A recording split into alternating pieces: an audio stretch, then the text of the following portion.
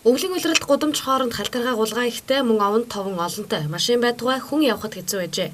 Харин одоо бол сайжруулсан шорон замтай болсноор цас бороо ороход шавар шалбааг үүсэхгүй, халтарч унахгүй, мөн машин тэрэг явахад асуудалгүй сайхан болсон гэж иргэд хэлж байна. Урдны замч өстэй амар эссэн шүү дээ. Дээш мишүүдэд ингээд овон товонтой.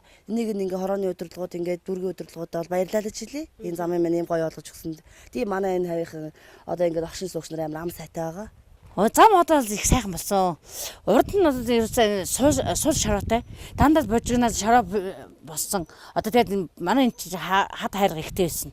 Тэгээд одоо машин явж чаддгүй.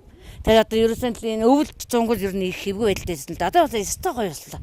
Одоо доороос урд гарч ирэх хараа үстэй. Тэр зам бол дэндүү сайхан боллоо. Одоо энэ ч гэсэн одоо манай гудамжууд бас их гоё замтай боллоо шүү дээ. Өмчтэй хэцүү л байсан л дээ. Машин дээр гол зархаас.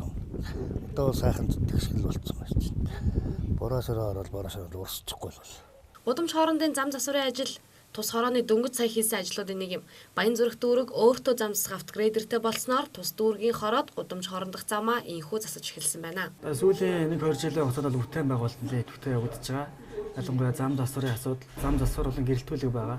Манай ийшээ замсруу болгоо иргэд огт гэрэлтүүлэггүй байж сүүлийн 2 жилийн хугацаанд болохоор Орнотын хөгжлийн сангаар хөрөнгөөр бас тодорхой хэдэн гудамжинд гэрэлтүүлэг хийсэн байгаа. Бас цаашдаа ерөнхийдөө хийж байгаа бол манай сэлбэрийн хэсэг болохоор ерөнхийдөө гэрэлтүүлэг муутайгаа энэний талаараас бид нар саналаа явуулсан байгаа дэшээ.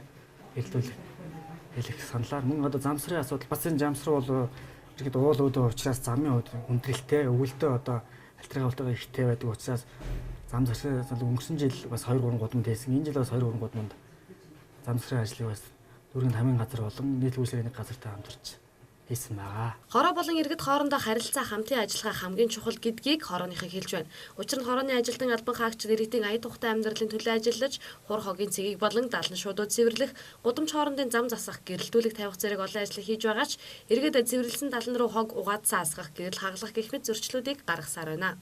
Тухайн хогийг цэвэрлэлтэй байгаа. Гэтэл одоо тухайн төр хавийн орсон суугчд маань хогоо ингээд банк хаяад тухайн төр жалгыг маань хогтой болгоод асуудал байгаад бидний бас энийг бас ямар байдлаар зохицуулах юу гэдэг дээр бас одоохондоо бас яг тогтсон шийдэл төрөг нь ерөнхий бол урдсан байлбал мөн нэгэн байдлаар тухайн жилийн нэгээс мөн 2 удаагийн бол цэвэрлэгээ хийж байгаа гэж тухайн жалгын хувьд жишээ нь тэгээд тэр хүрээндээ болохоор цэвэрлэгээ хийснийгээ дараа л иргэдтэй мэдээлэл хуудас ч юм уу тарах байдлаар үндсэндээ одоо ороод ажиллаж байна. 11,000 гаруй оршин суугчтай тус хороо бусад хороодтой харьцуулахад харьцангуй цэвэрхэн хороо байлаа.